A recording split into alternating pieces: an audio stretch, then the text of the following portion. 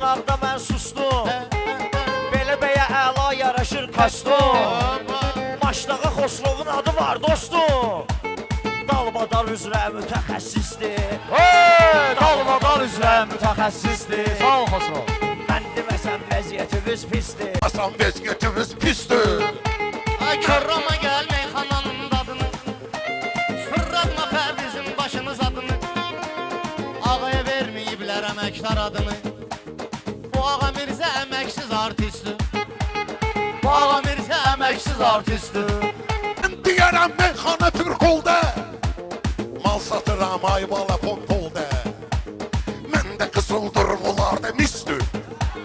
Məndə qızıldır bunlar da misdir.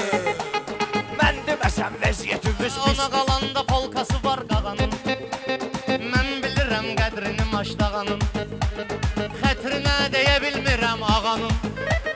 O ağa səndən